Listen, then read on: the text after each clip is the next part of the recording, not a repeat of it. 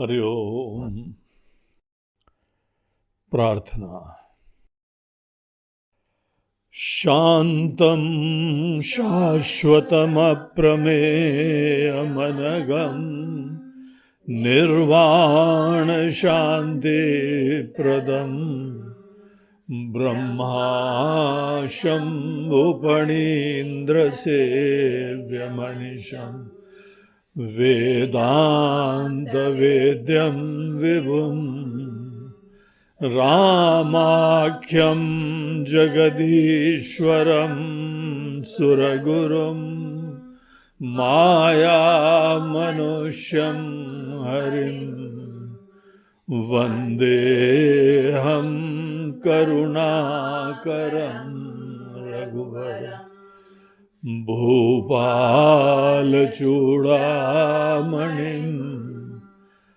नान्यास्पृहा रघुपतेर्हृदये स्मदीये सत्यं वदामि च भवानखिलान्तरात्मा भक्तिं प्रयच्छ रघुपुङ्गवनिर्भरां मे कामादिदोषरहितं कुरु मानसं च अतुलितबलधामं हेमशैलाभदे दनुजवनकृशानुं ज्ञानिनामग्रगण्यं सकलगुणनिधानं वानराणामधीशं रघुपतिप्रियभक्तं वातजातं नमामि। श्रीराम जय जय राम, श्रीराम जय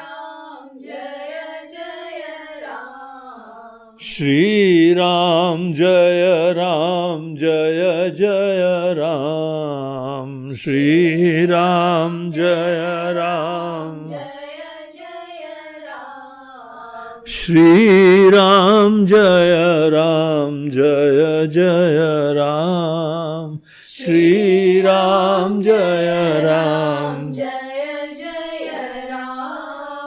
श्रीराम जय जय राम, श्रीराम जय श्रीराम जय जय राम,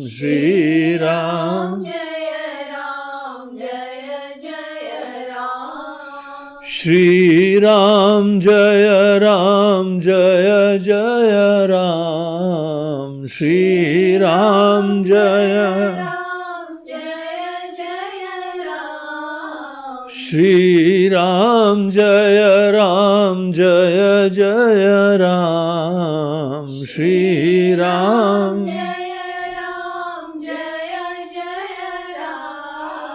श्रीराम जय जय राम, श्रीराम जय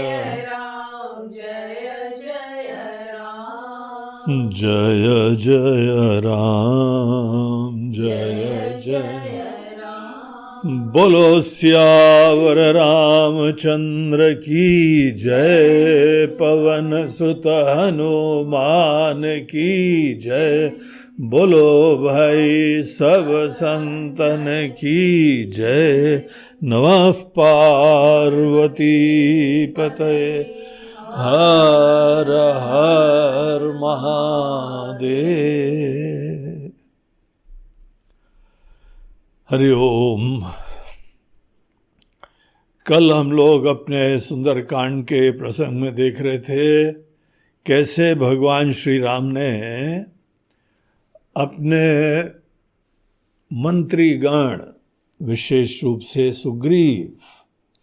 सुग्रीव ने जो अपने शंकाएं व्यक्त करी थी कि महाराज जी लड़ाई का समय है और यहाँ पे दुश्मन का भाई हम लोग के खेमे में आया है, कैंप में, शिविर में आया है, तो हम लोगों को बड़ा सचेत रहना चाहिए।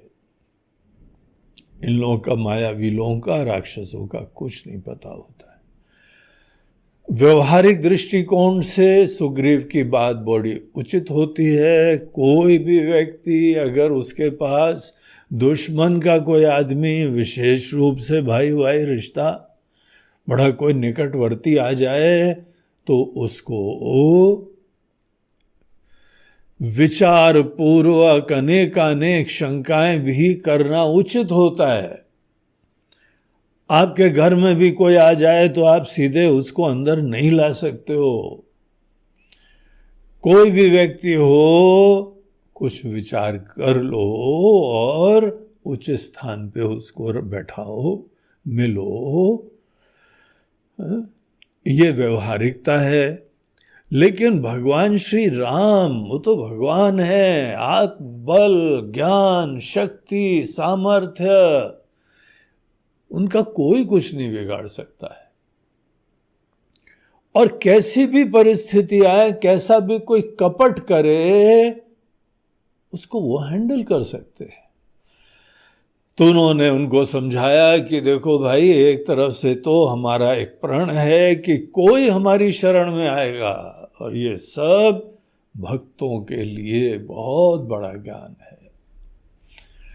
हर व्यक्ति ने जीवन में जाने अनजाने अनेकों पाप करे होते हैं।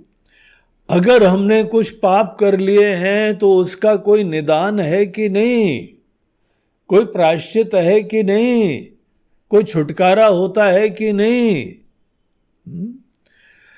वो छुटकारा यही है कि भगवान के प्रति शरणागत हो जाके।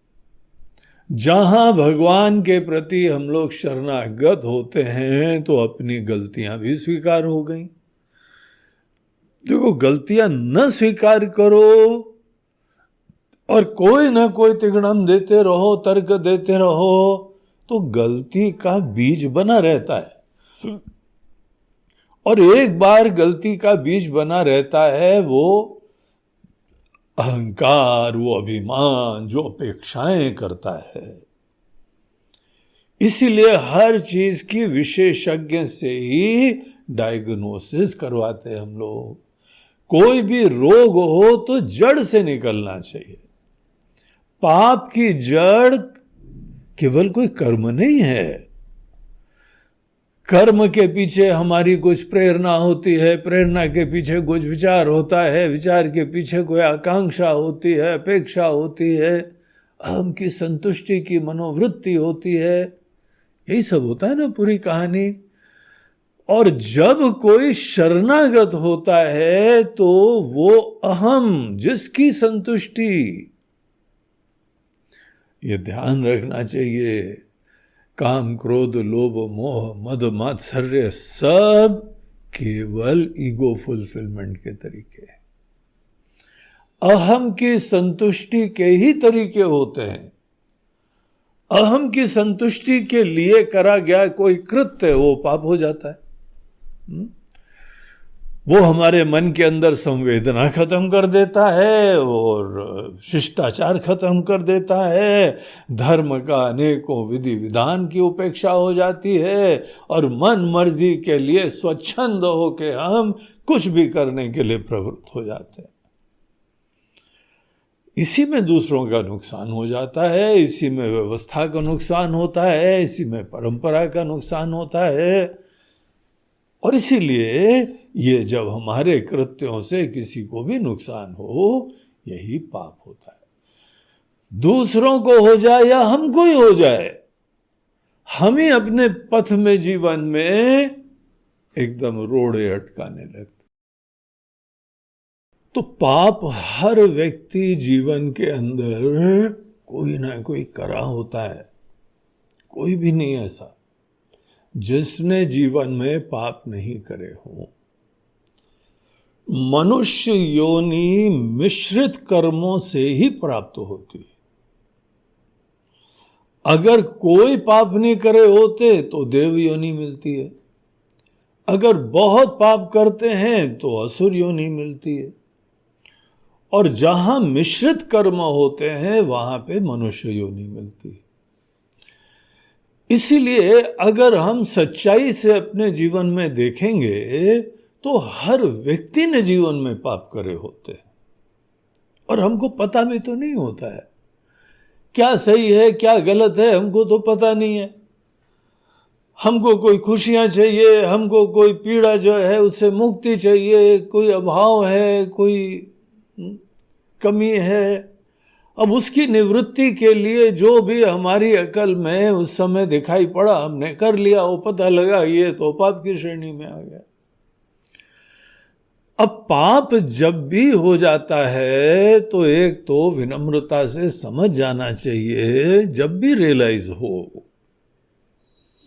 कि ये तो यहां तो पाप हुआ है, ये गलत काम है, हमको खुद रियलाइजेशन हो जाए। जिसको नहीं होता है उसका पाप चलता रहता है, लेकिन जिसको हो जाए रियलाइजेशन कि हाँ ये तो गलत मार्ग हमने पकड़ लिया, पता नहीं था, ज्ञान था, लेकिन उस समय हमारी मनस्थिति थी, प्रेरणा थी, जरूरत थी, और इस तरीके से हम गलत पथ पे बह गए। ऐसे समय हमारे रियलाइजेशन के अलावा कुछ प्रायश्चित कर्म भी होते हैं। प्रायश्चित कर्म बड़े महत्वपूर्ण कर्म होते हैं जो आदमी के अनेक पापों का मार्जन कर देते हैं, और अल्टीमेटली होता है जहां पे भगवान के पास शरणागति हो जाती है। भगवान के पास जाके शरणागति, वो तो हमारे अंदर वो अभिमान, उसका ही विसर्जन हो जाता है।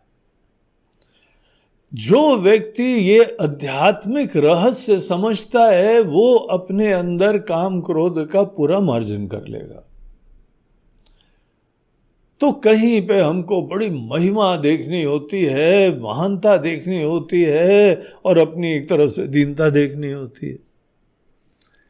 ये देखना चाहिए, जीव को अपना छोटापना, दीनता भी जानना बहुत आवश्यक होता है।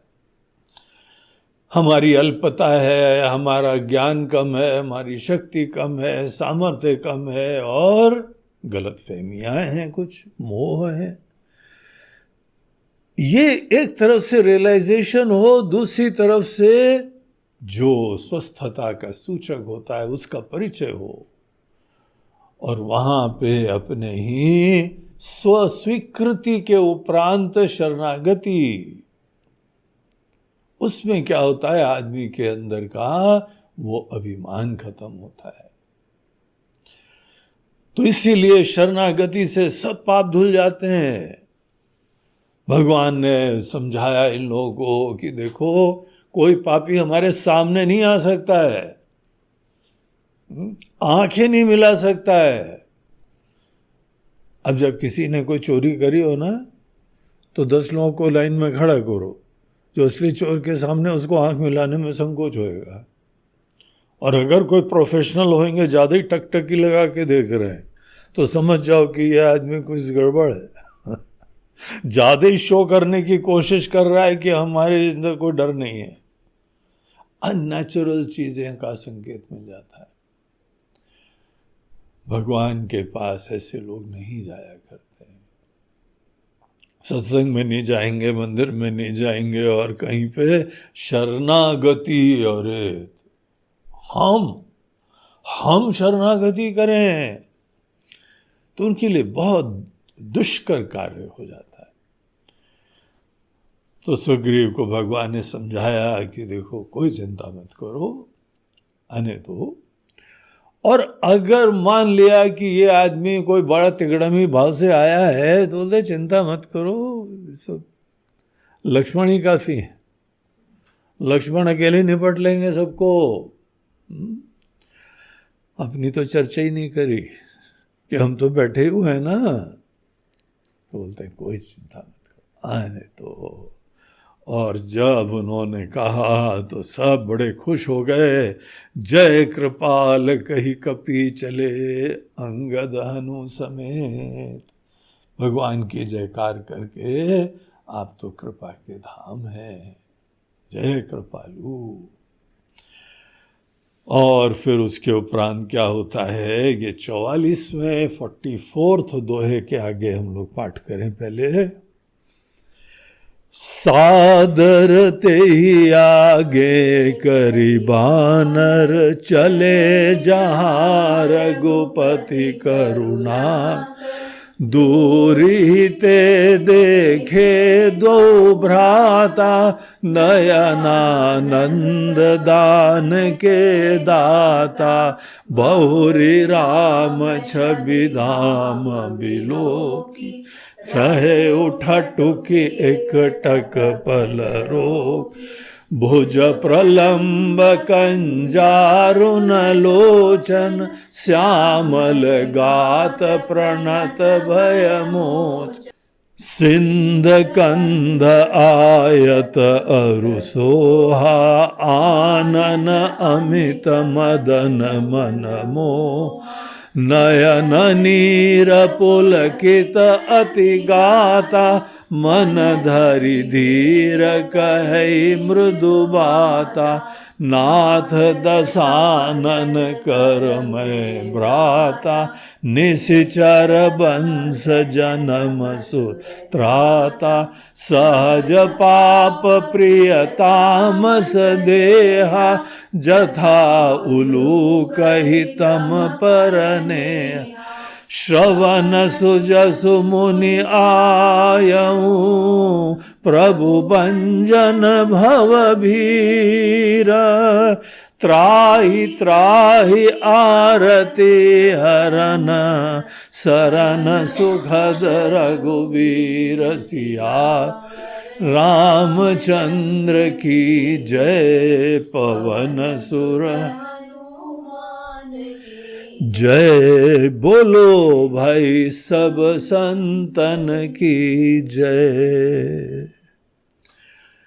तो विभीषण के पास पूरी मंडली गई, उनको बड़ा आदर से बुलाए। सादर ते ही आगे करी बानर। पहले ट्रीटमेंट थोड़ा सा टफ था। जब शुरुआत में मिले थे तो दृष्टि तो ये थी कि यह जासूस है, हमारा यहाँ पे लेने आया है कोई ना कोई भेद, और अभी जासूस साहब अभी आपको बताते हैं। तो जासूस की तरीके से उनको बांध के रख दिया था, एक जगह बंद कर दिया था। लेकिन राम जी के पास गए तो वहाँ पे तो एटीट्यूड ही चेंज हो गई। बोला या तो शरणागति से आया होगा या भेद लेने आया होगा, डरो मत, आराम से उनको हमारे पास ले आओ।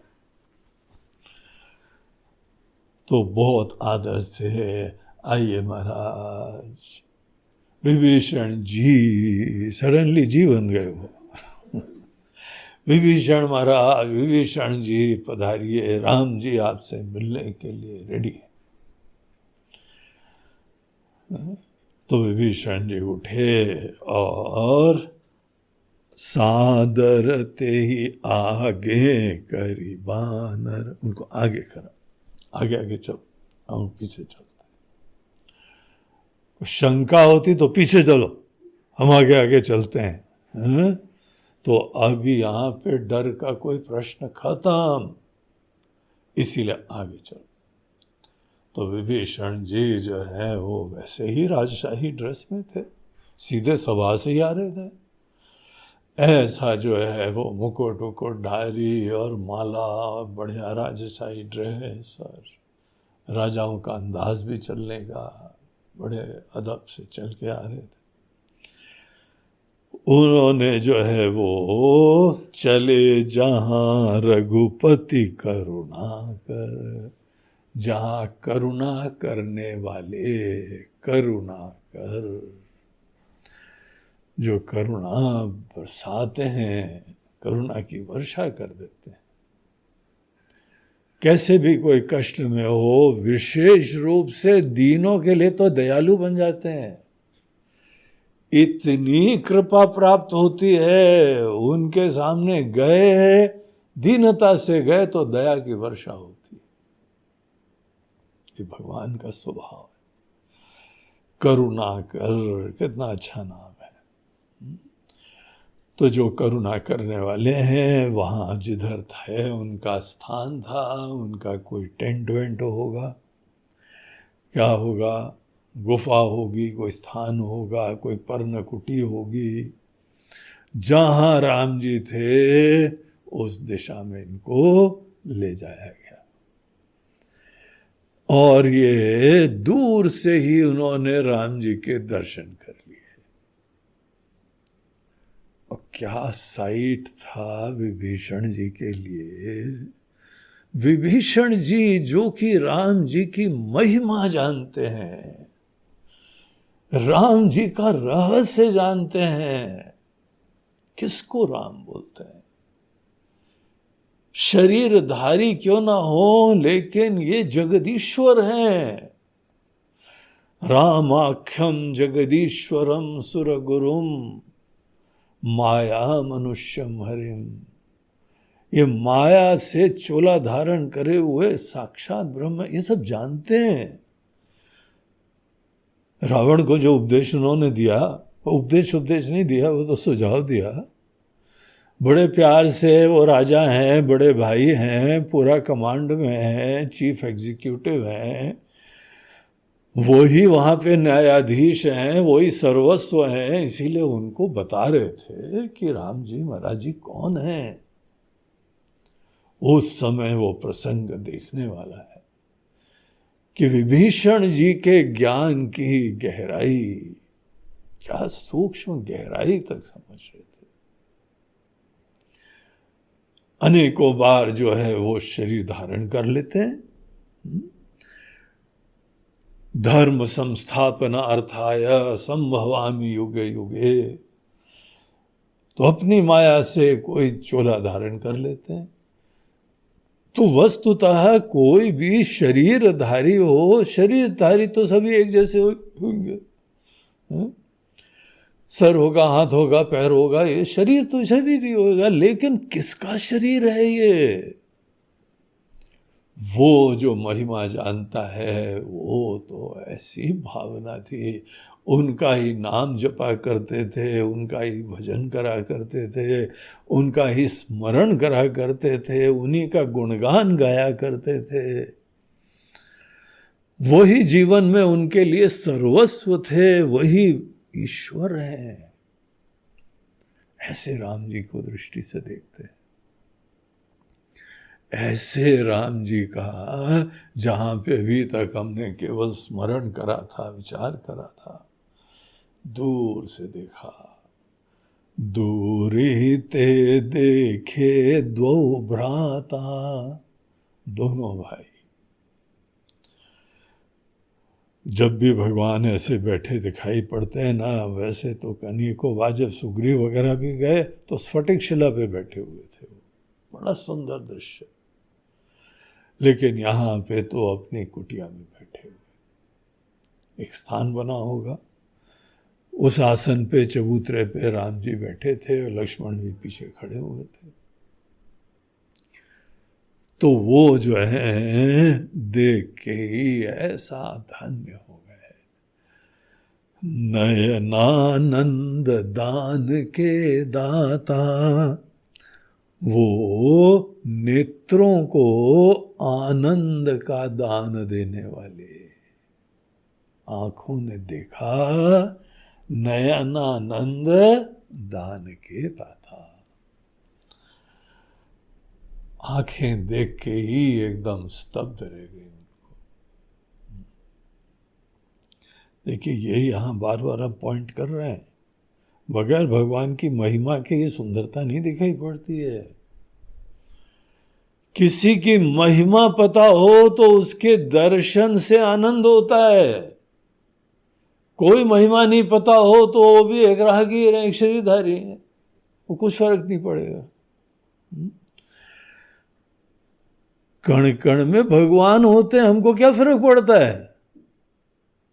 उपनिषद बता रहे हैं कि ईशावास्यमिदं सर्वम, हर चीज भगवान के द्वारा व्याप्त है। हमको क्या फर्क पड़ता है? क्यों नहीं फर्क पड़ता है? क्योंकि हमारे मन में वो कोई दृष्टि नहीं है, वो कोई भावना नहीं।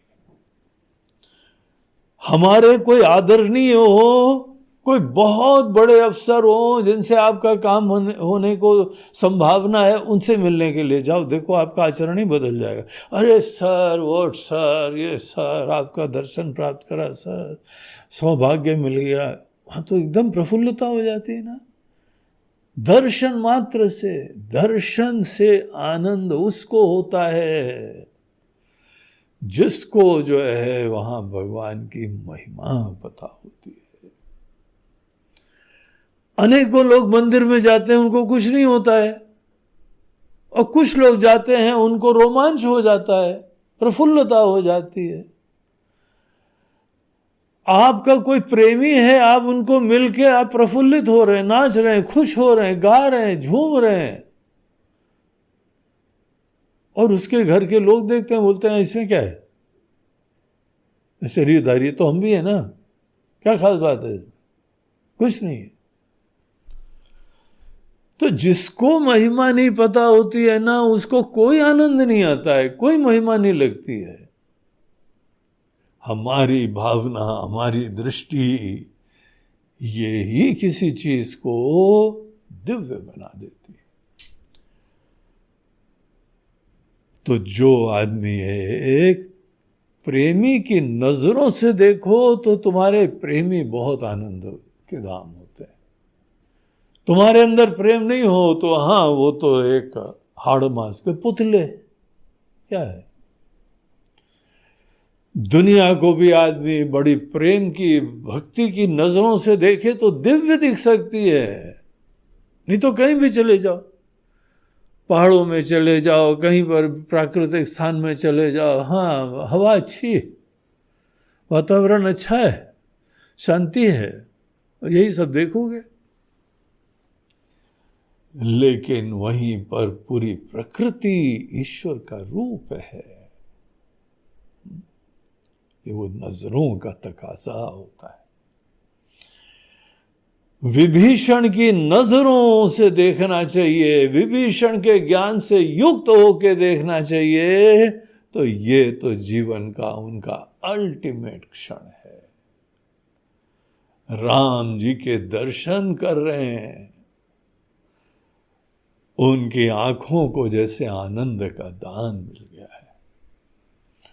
नयनानंद दान के दाता, बहुरी राम छवि धाम बिलो की। राम जी का जहां पे उन्होंने शोभा देखी, छवि धाम बिलो की, उस शोभा के धाम जिस समय राम जी को उन्होंने दर्शन करा, सामने बैठे हुए हैं, रहे उठटुक की एक टक पल रोकी। एक क्षण के लिए वो स्तब्ध होके खड़े रहे। ठटुक की एक टक उनको देखते रहे, स्तब्ध होके खड़े हो गए। छवि के धाम, वैसे राम जी साक्षात परमात्मा भगवान विष्णु इसी रूप में प्रकट हुए हैं। और सुंदरता असली जो है कहीं और होती है, मन में, दृष्टि में, भावना में। असली सुंदरता जो है वहां होती है, और यहां पे तो ये सुंदरता के धाम है। तो एक क्षण जो है ठिठक कर, स्तब्ध होकर एक टक देखते ही रहे। क्या उन्होंने रूप देखा, उसका वर्णन करते हैं। भुज प्रलंब कंजारुन लोचन, भगवान के जो भुजाएं हैं वो बहुत विशाल है, बहुत ही अच्छे, स्वस्थ हट्टे कट्टे भगवान, विशाल शरीर है, और बाहु उनकी बहुत बड़ी है। ये उनके पर्सनालिटी का वर्णन जहां पर आता है ना, तो आजान बाहु कहते हैं।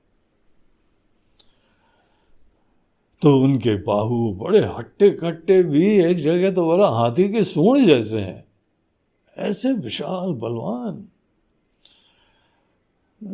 भुज प्रलंब कंजारुण लोचन, और आंखें इतनी बड़ी बड़ी सी, कमल के पंखुड़ी जैसी बड़ी सी आंखें,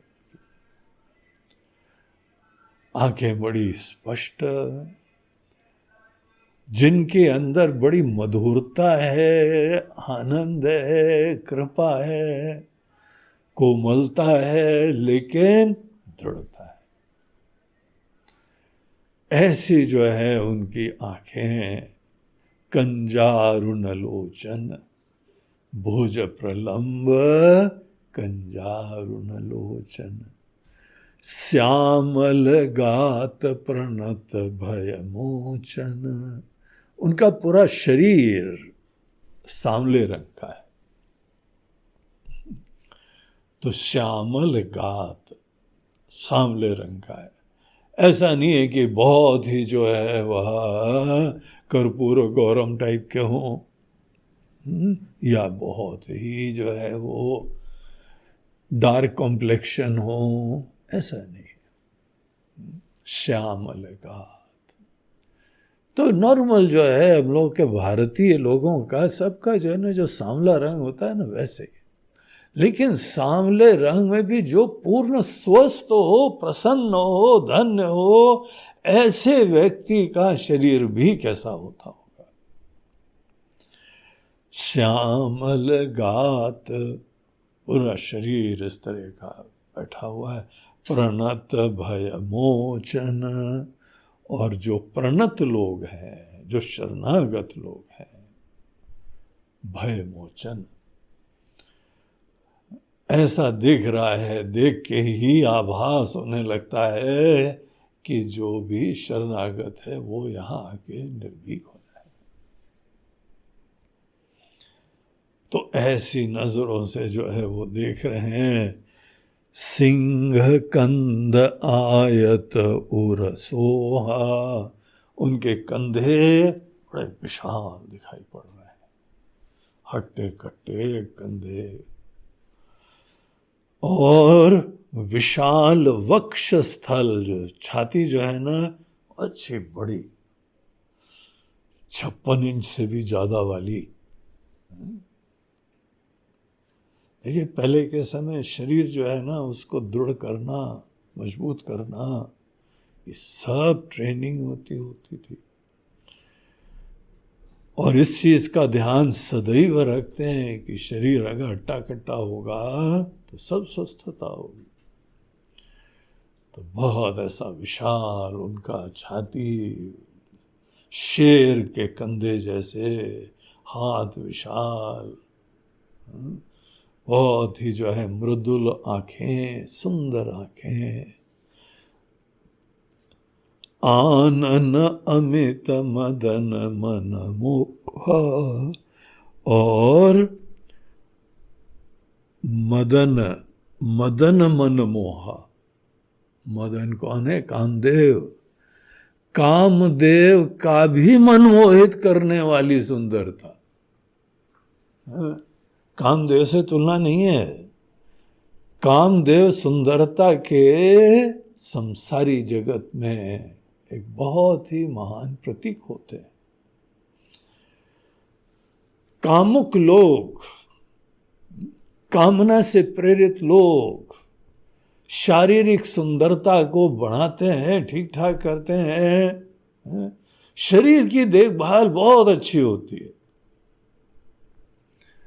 सबकी जो है आंख, नाक और बाल और ये वो और कॉम्प्लेक्शन और सब, प्रसन्नता, स्वस्थता। लेकिन वास्तविक सुंदरता आदमी के चेहरे की नहीं होती है। वो तो शूर्पणखा भी आई थी, है ना, बड़ी सुंदर बन के आई थी, बहुत मेकअप वेकअप करके आई थी, नाक कान कटवा के हो गई, ऐसी दुर्दशा हो गई उनकी। कोई सोचे कि हमारा बहुत ही, देखिए कितना बढ़िया सूट है, कितना बढ़िया कपड़ा है, कितने बढ़िया हेयर स्टाइल है, हम स्मार्ट लग रहे हैं क्या? अनेकों लोग लगे, हाँ you are looking very smart. Smartness उसकी नहीं होती है, ये बड़ी सुपरफिशियल चीज होती है। असली सुंदरता सदैव मन की होती है। ये हमारी देहात्म बुद्धि होती है जिसके वजह से शारीरिक सुंदरता हम ठीक करते रहते हैं। शारीरिक सुंदरता भी ठीक है, जब मन सुंदर हो तो शारीरिक सुंदरता का कोई मीनिंग होता है। इसका कोई महत्व तो ज्यादा नहीं देना चाहिए। मन की सुंदरता हो तो जैसे भी हो बहुत अच्छा लगता है। आप सबके जो है माताएं होती हैं, कितना प्यार से सेवा करती हैं, जैसी भी हैं अच्छी लगती है ना, क्योंकि वो प्रेम की मूर्ति है, सेवा की मूर्ति है। एक संवेदना है, कंसिडरेशन है, आत्मीयता है, निस्वार्थता है, सेवा है। सुख दुख में यही आपके काम आता है, आपका लिए सही में यही केयरिंग है। अगर है जो भी है, ऐसी संवेदनशीलता ही तो इंसान की सुंदरता दिखाई पड़ती है। ये नहीं हो बाकी जो है आंख नाक कान जितने जो है वह फिल्मी वाले सब ऊपर से ऐसे, लेकिन अंदर से दीनहीन, लोभी, पैसा कमाने के चक्कर में कुछ भी नाटक करेंगे। अच्छे भी इंसान हो सकते हैं, लेकिन असली सुंदरता मन की होती है। और राम जी की सुंदरता तो क्या बात है। ऐसी सुंदरता, ऐसी आभा होती है, दिव्यता होती, जीवंतता होती है, सब चेहरा अच्छा लगता है। तो यहां पे जो है वो एक क्षण के लिए रुक के देख रहे हैं, एक क्षण के लिए, कोई ज्यादा देर रुके नहीं।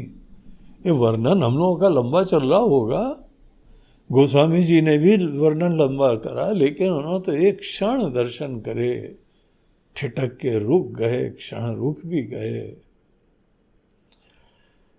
और जो रूप उनका दर्शन कर रहे हैं, आनन अमित मदन मन मोहा, अमित मन मोहा, सैकड़ों अनगिनत कामदेवों को मोहित कर देने वाली इस चेहरे की सुंदरता, जो किसी पार्लर में नहीं होती है। कैसी भी जगह वो सुंदरता नहीं आती है। ऐसी सुंदरता राम जी में दिव्य। नयन नीर पुलकित अति गाता, राम जी का रूप देख के इनके तो ऐसा रोमांच हो गया। राम जी का दर्शन प्राप्त करते ही के रोए खड़े हो गए, हृदय गदगद हो गया और आंखों से आंसू निकल आए।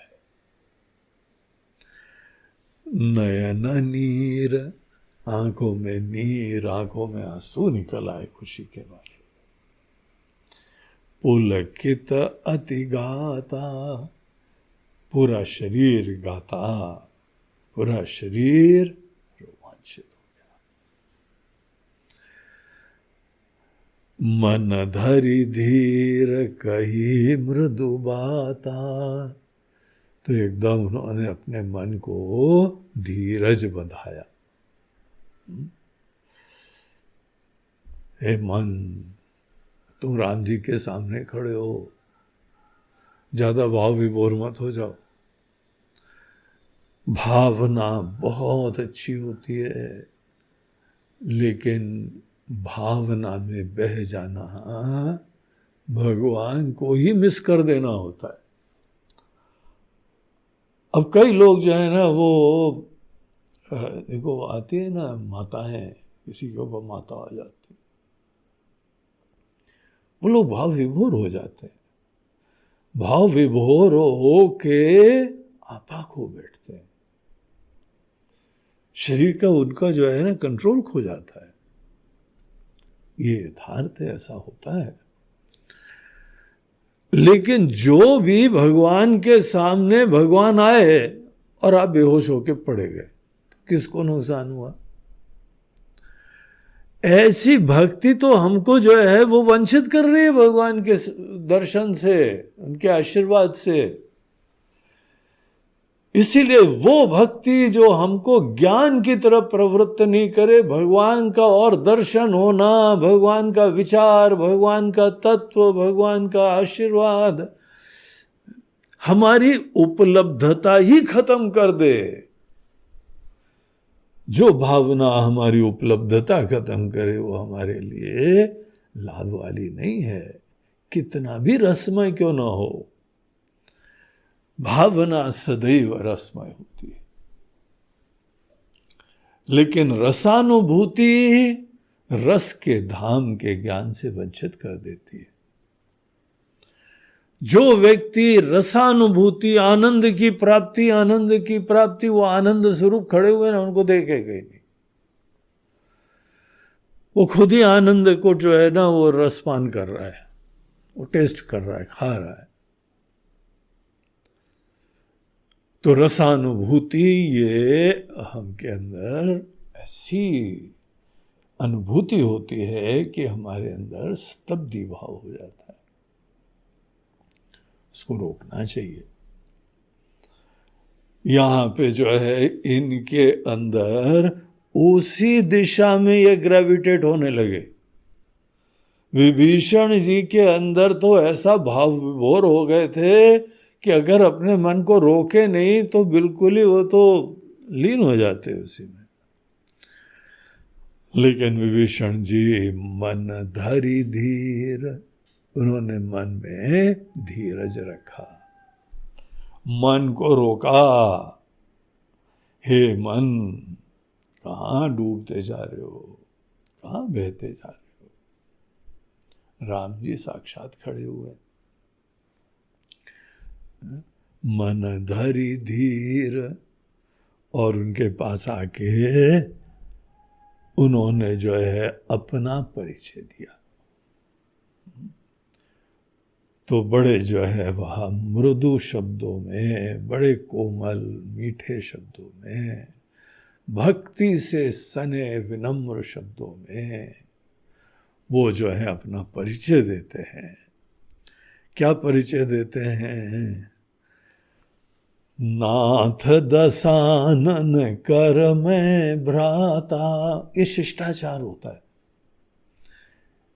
कि किसी भी महात्मा के पास जाओ, संतों के पास जाओ, गुरु के पास जाओ, सदैव अपना परिचय देते हुए प्रणाम करना चाहिए।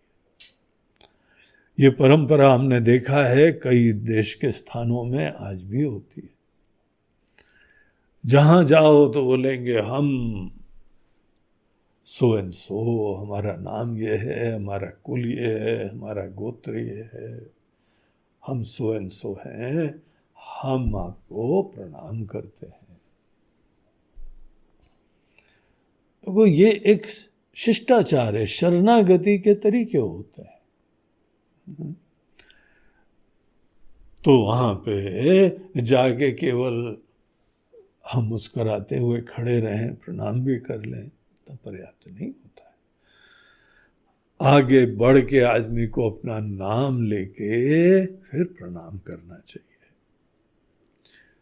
तो वो ही हम लोगों की सनातन परंपरा, उसके अंतर्गत वो हाथ जोड़ के भगवान से निवेदन करते हैं, हे नाथ, हे स्वामी।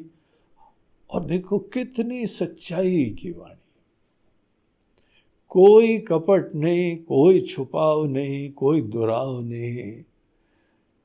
मोहि कपट छल छिद्र न भावा, अभी उन्होंने राम जी ने बोला था कि कोई कपट करके, चेहरा लगा के, कोई नाटक करके कोई करे ना, वो तो भगवान क्या हम और आप समझ जाते हैं नाटक कर रहा है। सच्चाई की ब्यूटी होती है, सच्चाई का बल होता है। तो पूरा एज इट इज, जो यथार्थ है, ये समझते हुए भगवान से कुछ नहीं छुपता है। जब कुछ छुपता ही नहीं है तो सच्चाई से बोलो ना, फिर नाटक करने से क्या फायदा। तो वो अपना परिचय देते हुए बोलते हैं, महाराज जी, हे नाथ, हम रावण के भाई। सीधी सी बात। नाथ दशानन कर मैं भ्राता, और हम लोगों का जो है वो निशाचरों का वंश है। निशिचर वंश जन्म सुर त्राता, हे सुरों को, देवताओं का भी उद्धार करने वाले, देवताओं के रक्षक, हे प्रभु, हे भगवान, हे सुरत्राता, हमारा जन्म जो है वो निशाचरों के वंश में हुआ है। हम सही बात बता रहे हैं, स्वीकार कर रहे हैं। तो ये अपना परिचय दे रहे हैं। और हम लोग जो निशाचर लोग हैं ना, स्वाभाविक रूप से पाप वाप पसंद करते, ये निशाचरों का लक्षण होता है। सहज पाप प्रिय तामस देहा, हमारा जो शरीर, हमारा मन, हमारा अंतःकरण, संस्कार, जो भी सब है, पापों की तरफ खींचे जाता है। जहां कोई पाप वाप हो, बड़ा एक्साइटमेंट होता है, वो ही करने में चैलेंज होता है। चलो आज कुछ करते हैं, आज कुछ करते हैं। क्या करोगे? कोई ना कोई पाप करेंगे। जब पापी लोग इस प्रकार से बोलते हैं ना, चलो आज कुछ जो है ना नया करते हैं, तो किसी को तंग करना, किसी को मुसीबत करना, किसी का सर फोड़ना, किसी का ये करना। पापी व्यक्ति सदैव पाप की तरफ। ऐसा नहीं है कहीं चलो आज कुछ करते हैं। क्या करते हैं? कुछ गरीबों को खाना खिलाते हैं, कुछ अनेकों रोगियों की मदद करते हैं, कुछ पीड़ित लोगों को जो है ऐसा करते हैं। ऐसा दिमाग में नहीं आता है। वो पुण्यात्मा लोग होते हैं, लेकिन जिनका जो है वो स्वभाव ज्यादा पापी होता है, वो लोग जो है ना कुछ अपने पाप में अपना स्वार्थ की पूर्ति और दूसरे को कष्ट में कोई हमको कष्ट नहीं है, बल्कि मजा आता है। कहीं पे किसी को कोई तकलीफ दो, बड़ा मजा आता है, और बाकी सब हा हा हा हा करते हैं, हंसते हैं। अब एक जगह किसी को कोई बैठ रहा था, कुर्सी खींच दी तो बेचारी नीचे गिर गई, सब हा हा हा। अरे क्या मजा है इसमें भाई, कौन सा जो क्रैक हो गया है? उसको लगा उसने कुर्सी खींचने बस बैठने वाली थी, इमीडिएटली खींच दी उसने वापस, और गिर पड़ी। हाँ तुम गिर पड़ी। तो ये मौज मस्ती के तरीके जहां पे दूसरे को कष्ट हो। एक सज्जन दिवाली में कुत्ते के पूंछ पे उन्होंने पटाखे बांध दिए। अब वो बेचारा भाग रहा है कस के, और ये सब बड़ा ताली बजा रहे हो। अजीब बात है भाई। तुमको किसी को कष्ट देके ऐसा पीड़ित करके देखने में मजा आता है, तो उनका मन पाप प्रिय होता है। तो प्रभु हम तो कुछ स्वीकार करते हैं, हमारे राक्षस जितने लोग हैं, हमने इसीलिए बहुत सारे पाप करे होंगे। सहज पाप प्रिय तामस देहा। देखो शरणागति किसको बोलते हैं? सच्चाई से अपने दोषों को, कमियों को स्वीकार करना। जहां पे इन्होंने इस प्रकार से बोला, और बोलते हैं जथा यथा, जैसे उलू कहीं तम पर नेहा। महाराज जी, जैसे उल्लू होता है ना, अंधेरा प्रिय लगता है उसको, इसीलिए दिन में कहीं पर भी जो है वो बेचारा छुपा बैठा रहेगा, और रात होएगी तो उसको रात से ही अंधेरे से प्रेम होता है, अंधेरे में वो निकल आता है। बस यही राक्षस लोग होते हैं। तो जहां राक्षसी मनोवृत्ति होती है वहां पे दूसरों को पीड़ा देना, मुसीबत करना, हत्या करना, लूट करना, इनको मजा आता है। अब यहाँ पे देखो चारों तरफ अपने विश्व भर में अनेकों जगह ऐसे काम होते हैं ना। अब ये तालिबान जो आ गया वहाँ पे, वो बहुत कोशिश कर रहे हैं तालिबान वाले पूरे दुनिया को बताने के लिए कि हम लोग तो अपने देश को बहुत अच्छी तरह शांति से चलाएंगे। अनेकों देश मजबूरी में मानने को तैयार है, चलो ठीक है तुमको भी एक चांस दिया जाए, लेकिन बहुत सारे देश हैं जो कि उनको मानने को तैयार ही नहीं है, बिल्कुल नहीं। जिनकी अपब्रिंगिंग, जिनकी सोच, जिनका संस्कार सदैव जो है वो दूसरे को पीड़ा देना है, ये लोग क्या करेंगे? थोड़ी देर रुको, आपस में लड़ेंगे ये लोग। और यही हुआ है? तालिबान के अंदर दो गुट थे, एक मॉडरेट था और एक एक्सट्रीमिस्ट था। और पता लगा उनकी मीटिंग के अंदर ही झगड़ा हो गया, बंदूकें निकल आई, गोलियां चल गईं। और मॉडरेट ग्रुप के जो भी वहां पे लीडर थे उसके बाद से वो दिखाई नहीं पड़े। महीना भर होने को आया है, वो गायब हैं। थोड़े दिन मुसलमान बोला मर गए मर गए मर गए, बोला नहीं मरे नहीं है। तो उनकी एक ऑडियो जो है मैसेज आई, तो बोला ऑडियो मैसेज आई है, किसी ने बोला होगा। तो फिर वीडियो मैसेज आई, तो लोग चलो जिंदा तो हैं लेकिन पढ़ के बोल रहे थे। बोला इसका मतलब बंदी है, वो किसी के प्रेशर में वो बोल रहे हैं। अब ये आपस में ही लड़ मर रहे हैं। जिनका संस्कार ही लड़ना मरना, उनको तरीके ही नहीं आते। कोई प्रशासन करना, मैनेजमेंट करना, देश चलाना, यहाँ पे जो है वो बच्चे हैं, महिलाएं हैं, स्टूडेंट्स हैं। नाम तालिबान है, मतलब स्टूडेंट्स। तालिबान का मतलब स्टूडेंट्स। अब ये तालिबान है लेकिन कोई संवेदना नहीं। क्या ये सब चीजें तो मैनेज कर सकते हो? जहां कुछ हो तो बंदूकें निकल आएंगी, मारोगे पीटोगे, तो हम कौन सा समाज बनेगा?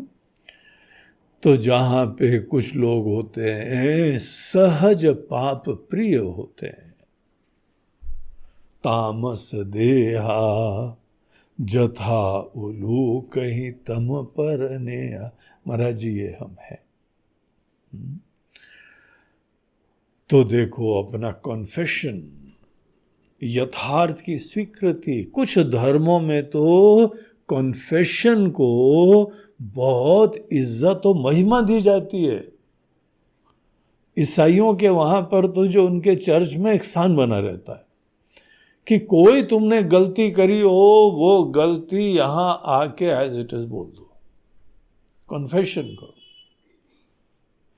यथार्थ का प्रतिपादन करो। यथार्थ बोलना, सच्चाई बोलना, बगैर कपट के बोलना, विनम्रता से बोलना, निसंकोच बोलना, जो है वो बोलना, उसका फिर मार्जन हो जाता है। अगर जो जो नहीं बोलोगे वो छुपा के रख रहे हो, वो दबा के रख रहे हो, क्योंकि तुमको खुद पता है कि बहुत गलत है वो, और नहीं बोलने से उसका मार्जन नहीं होता है।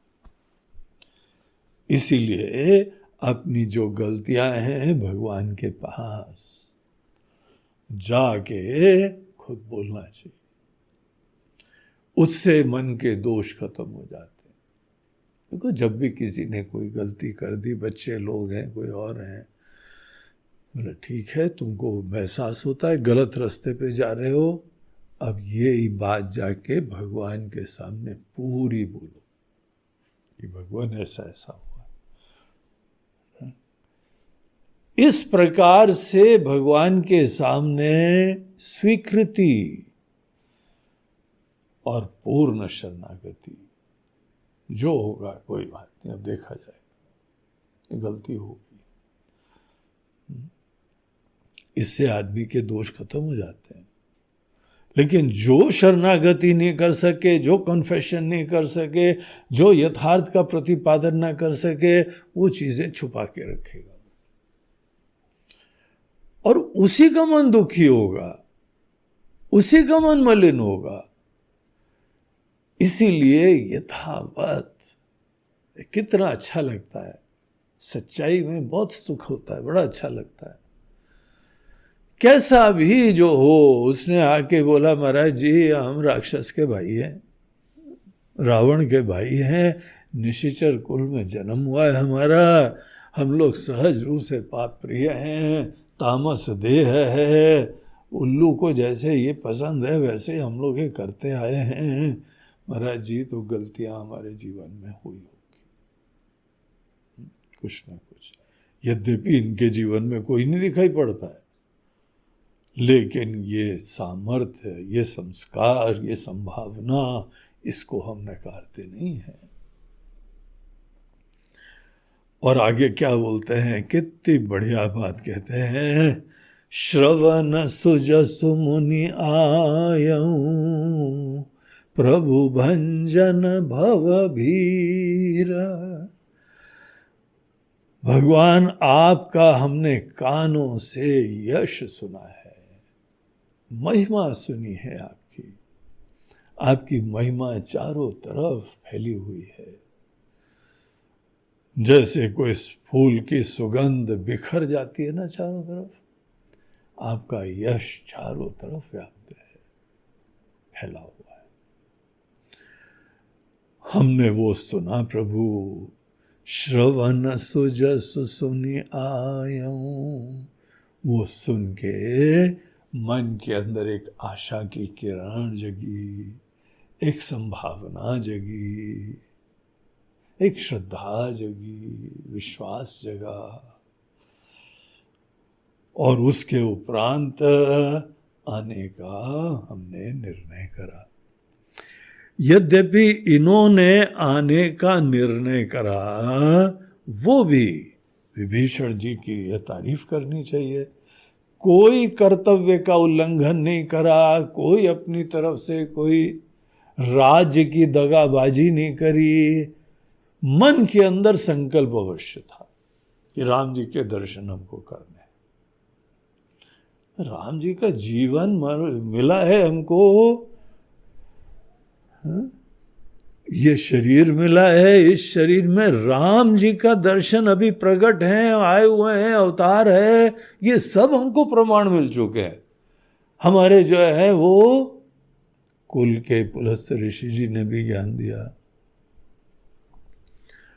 और सब विद्वानों से भी हमको पता लगा, माल्यवान जी को भी यही पता था। जिसका दिमाग सही में चलता था, मंदोदरी भी, उसको भी पता है, पता तो रावण को भी दिल में होगा। ये राम जी हैं, वही आए हुए हैं, लेकिन रावण का अभिमान था, अहंकार था भयंकर। अगर राम भी हैं तो उनके हाथों से मरूंगा, ऐसे नहीं मरूंगा, ये उसकी हवा थी। तो पता तो सबको था, हमारे अंदर भी उत्सुकता थी। श्रवण सुजसु सुनि आयऊं, देखो अच्छा संकल्प लो, परिस्थिति रास्ता दिखा देगी। इच्छा, संकल्प होता है मन के अंदर एक इच्छा हो, अगर इच्छा सच्ची होगी ना तो तुमको राह मिल जाएगा। इच्छा बहुत बलवान होती है। इच्छा का प्रारंभिक स्टेप होता है संकल्प, ऐसा करना है, ऐसे करने की प्रेरणा हो रही है, इच्छा हो रही है, काश ऐसा हो जाए। उस समय जो काश लेवल होता है ना, संभावनाओं का लेवल, उस समय दिल में जो इच्छा आती है उसको बोलते हैं संकल्प। संकल्प हमारी कामना का बीज होता है। काम जानामि ते मूलम संकल्पात किल जायते। हे काम, हम तुम्हारे जो हैं वो जड़ को समझ गए। हमारे मन के अंदर अनेकों संकल्प होते थे, वही संकल्प की पूर्ति के लिए परिस्थिति आ गई। अगर हम ऐसी संकल्प नहीं करते, ऐसी चीजों की चाह ही नहीं रखते, कोई वैल्यू ही नहीं रखते, तो कहीं थोड़ी हमारे अंदर कामना आ सकती है। इसीलिए जब वो काम रूप हो जाता है उस समय मैनेज करना बहुत मुश्किल होता है, बड़ा स्ट्रांग हो जाती है, आंधी तूफान बन जाती। लेकिन इनिशियली जो संकल्प के लेवल में होता है वो बहुत मासूम होता है, लेकिन बहुत पावरफुल होता है। इसीलिए अच्छे संकल्प आने लगे। काश राम जी के दर्शन हो जाए, काश हमको आत्मा का ज्ञान हो जाए, काश हमको इसी जन्म में मुक्ति मिल जाए, या हमको कहीं पे भोग मिल जाए, किसी व्यक्ति के साथ मिल जाए। कैसे भी कामना हो, कामना भरे लौकिक चीजों के बारे में हो या कामना धार्मिक या आध्यात्मिक किसी चीज के बारे में, हर कामना के पीछे हमारी चाह होती है। और चाह जितनी तीव्र होती है उतना शीघ्र घटनाक्रम अनुकूलता से बनने लगता है। तो ये बहुत आवश्यक होता है। इसी को प्रार्थना भी जो है ना संकल्प का ही रूप होती है। हे भगवान, हम प्रार्थना करते हैं सबका स्वास्थ्य अच्छा हो जाए, सबका मंगल हो, सबका कामना हो। अब दूसरों के लिए भी करो, लेकिन अपने लिए भी जो है जो संकल्प होता है, हमको ज्ञान हो, हमको भक्ति हो, हमको आशीर्वाद हो, हमको भगवान का दर्शन हो, ये अपने लिए प्रार्थना है। दुनिया के लिए भी अच्छी कामना होनी चाहिए। जिसके अंदर अच्छे संकल्प आते हैं उसकी दिशा अपने आप बदल जाती है।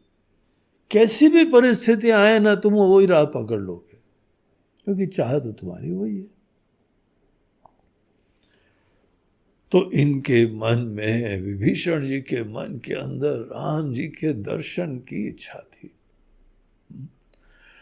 और जब जब उन्होंने अनेकों लोगों से, महात्मा लोगों से, संतों से, विद्वानों से, ऋषियों से सुना, श्रवण सुजसु, आपके सुयश के बारे में हमने जो जो सुना, सदैव उत्कंठा उत्पन्न होती गई, दर्शन की अभिलाषा उत्पन्न होती गई। वही जीवन का हमारा सर्वस्व लक्ष्य बन गया।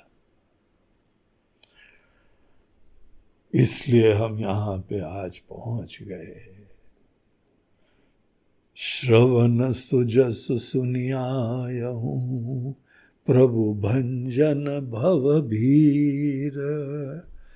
भगवान जो है वह भव भंजन, भव को, संसरण को दूर कर देने वाले,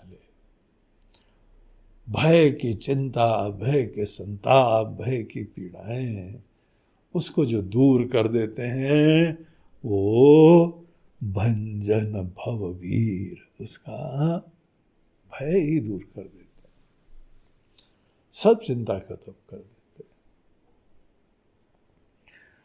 और ये बोल के त्राहि त्राहि आरती हरना, हे आर्त लोगों की पीड़ा को हरने वाले,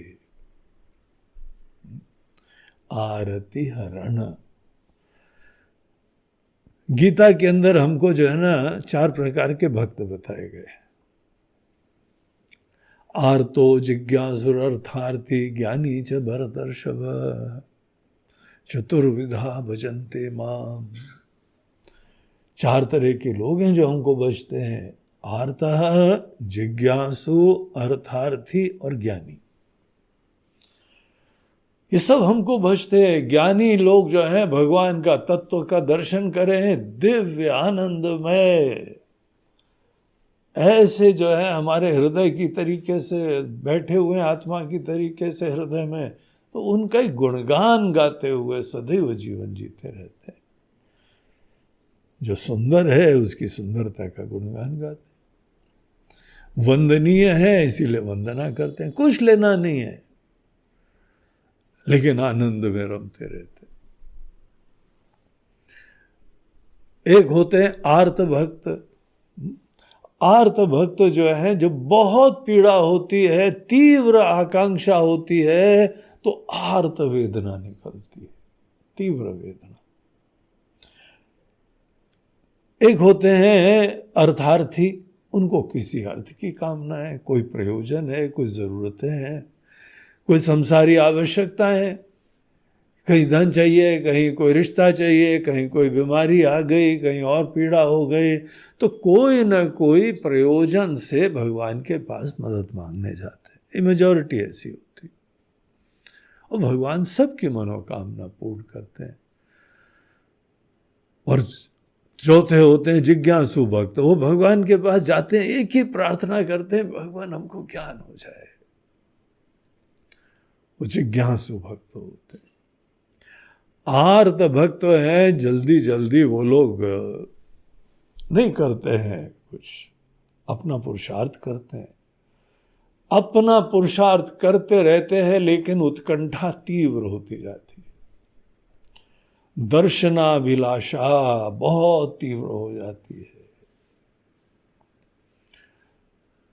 और फिर भगवान के प्रति शरणागत हो जाते हैं। आप ही भगवान जो करे सो करे। हम लोग जो आरती करते हैं ना मंदिर में, आरती भी जब आर्त भाव से होती है तभी आरती भी सार्थक होती है। आरती भी उसी शब्द से बनती है जब आर्त भक्त हो। इसीलिए हम बहुत ही जो है लाइटली खड़े रहें, मन के अंदर उत्सुकता उत्कंठा ना हो तो आरती का हमको आशीर्वाद नहीं मिलता है। आरती में भगवान के प्रति तीव्र भावना हो, तब दर्शन का विशेष आनंद आता है। दक्षिण में तो क्या है कि भगवान का मंदिर अंधकार में रहता है, और लाइट वाइट तो अभी आई ना, पहले कहाँ लाइट होती थी। तो एक कोठरी के अंदर भगवान अंदर बैठे हुए हैं, और आर्त भक्तों को दर्शन आरती से करवाए जाते थे। तो पंडित जी जो हैं वो एक कर्पूर ले लिया या कोई आरती ले ली, उससे वो भगवान के चेहरे की तरफ वो घुमाते थे। उस समय दर्शन का आनंद होता था। तो इस तरीके से, और उसको ही आनंद होएगा जो आर्त भक्त होता है। तो यहां पर जो है आर्त भक्त लोगों की मनोकामना शीघ्र पूरी होती है। बहुत ही जो है लाइटली भक्ति करने वालों को उनको जल्दी आशीर्वाद नहीं मिलता है। उत्कंठा तीव्र होनी चाहिए। आर्त भक्तों का दृष्टांत तो होता है जैसे द्रौपदी का चिरहरण हो रहा था, सबसे मदद मांगी, कोई मदद नहीं, कोई ना कोई, सबकी मजबूरियां थी, इसीलिए कोई मदद नहीं कर रहा है। लेकिन उसने अंततः भगवान को पुकारा, जिस तीव्रता से पुकारा उसी समय मदद आ गई। गजेंद्र मोक्ष वो जो हाथी का आके ग्राह ने चरण पकड़ लिया, खींचता जा रहा था, उसने भी आर्त वेदना करी, उसी समय मदद आ जाती। आर्त वेदना की ही देरी होती है। इतनी श्रद्धा, इतनी शरणागति, इतना विश्वास, उस विश्वास से प्रेरित जो इच्छा होती है, और वो जो है आर्त, वो जो तीव्र पीड़ा है वो दूर कर देते हैं। इसीलिए उनका नाम पड़ता है आरति हरन। त्राहि त्राहि आरति हरन, शरण सुखद रघुवीर, सुखद सुख देने वाले, शरणागत को, शरण सुखद, शरणागत को, शरणागत सही में हो तो भगवान इमीडिएटली सब पीड़ाएं दूर कर देते हैं और सुख प्रदान करते हैं। ऐसा जो है वो बोल के भगवान के सामने दंडवत प्रणाम करा उन्होंने, जमीन पे गिर जाते हैं, दंड की तरीके से गिर के प्रणाम करने को दंडवत प्रणाम बोलते हैं। पूर्ण शरणागत, आपके ही शरण। अब जहां पे विभीषण जी ने इतनी सच्चाई से, निष्कपटता से, दिल खोल के असलियत का प्रतिपादन करा और भगवान के प्रति पूर्ण शरणागत हुए, हमारी रक्षा करिए त्राहि त्राहि, हमारी रक्षा करिए। अब देखो भगवान की वाणी याद करो, भगवान ने क्या बोला था? अगर शरणागति के भाव से होगा फिर तो हम उसको प्राण की तरीके से रखते हैं, ये हमारा प्राण है।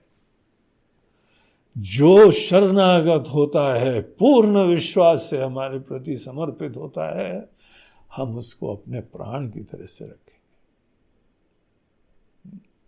और अगर कोई दुष्ट भाव से आता है तो उससे निपट लेंगे, कोई चिंता ही नहीं है हमको।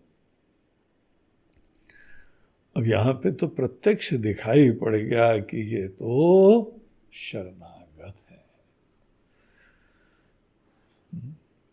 सुग्रीव को भी संकोच हो रहा होगा, यार हमने को जल्दी में इनको बंदी बनाने का एकदम प्रस्ताव पारित कर दिया था, तो किसी अन्य भाव से आया।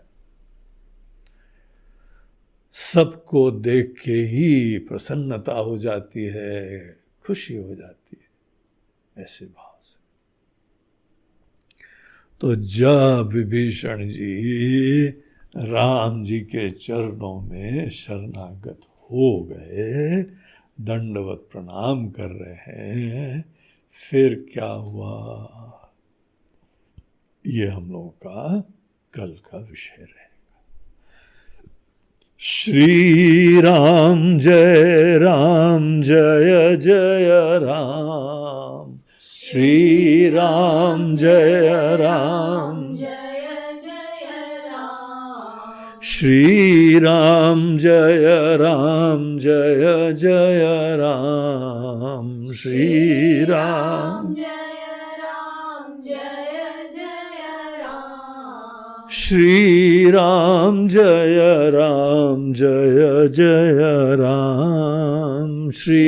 राम जय जय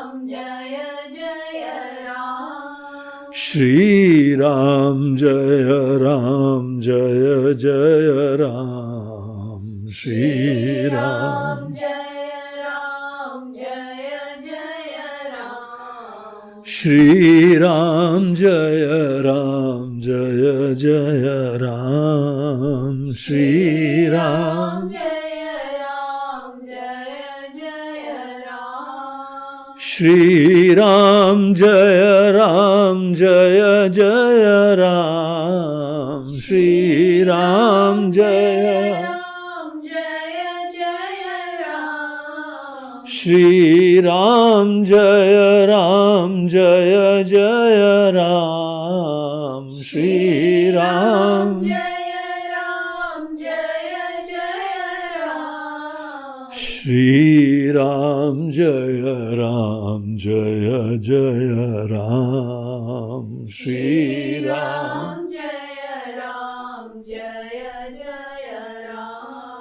श्री राम जय जय राम, श्री राम जय जय राम, श्री राम जय जय राम, श्री राम जय जय राम, बोलो सियावर रामचंद्र की जय, पवन सुत हनुमान की। बोलो भाई सब संतन की जय। नमः पार्वती पत हर हर महादेव। नर्मदे हर। बोलो गंगा मैया जय। आज का हम लोगों का प्रवचन प्रायोजित किया गया है लखनऊ के एक बड़े निष्ठावान धर्मप्रिय हमारे शिष्य हरे राम पांडे जी के द्वारा। हरे राम पांडे जी लखनऊ में वेदांत मिशन लखनऊ में बहुत सालों तक जब लखनऊ में पोस्टेड थे, वो शासकीय सेवा में हैं। इसी वर्ष के अंत तक निवृत्त होने वाले हैं। तो वो जब तक लखनऊ में थे, लखनऊ में अनेकों कार्यक्रमों का आयोजन और स्टडी ग्रुप का संचालन, सब भिन्न भिन्न बहुत ही उत्साह से श्रद्धा से सब कार्य करते थे। वेदांत में उनकी बड़ी निष्ठा है, सदैव उसी की चर्चा, उसी का स्मरण करा करते हैं। सरल स्वभाव के व्यक्ति, निष्कपट से। उन्होंने जो है वो अपने माता पिता की श्राद्ध के संदर्भ में आज अपनी ये सेवा दी है। तो सप्तमी का श्राद्ध, उसमें जो है वो अपने माता पिता को सेवा कर रहे हैं, स्मरण कर रहे हैं। यही जो है उनका आज के दिन का ही दिवंगत हुए थे। जिस दिन पूर्वज लोग दिवंगत होते हैं उसी दिन का श्राद्ध होता है। तो उनकी श्राद्ध के संदर्भ में हरे राम पांडे जी और उनके पूरे परिवार को हमारा बहुत बहुत शुभकामनाएं, आशीर्वाद। आप अपने पूर्वजों के आशीर्वाद के सदैव पात्र बने रहें। उन्होंने देखिए आपका नाम ही रखा हरे राम, और आप राम जी के भक्त भी हैं। राम जी के भक्त, उनके तत्व का भी भक्त। इसीलिए वो जो है आप उनके भी प्रार्थना को सार्थक कर रहे हैं। और आपके दिवंगत पूर्वजों को हम ईश्वर से प्रार्थना करते हैं, वो जहाँ हों, जैसे हों, उनके ऊपर आशीर्वाद बरसता रहे और वो अपनी आगे की यात्रा बहुत अच्छी तरह से संपन्न करें। यज्ञ के लिए, आपकी सेवा के लिए भी आपको बहुत साधुवाद, आपको आशीर्वाद। और ये यज्ञ ईश्वर की कृपा से बहुत अच्छी तरह से आप सब लोगों का जो है सेवा, सहयोग और ईश्वर की कृपा तो बड़े संतोषजनक ढंग से संपन्न हो रहा है। हरि ओम।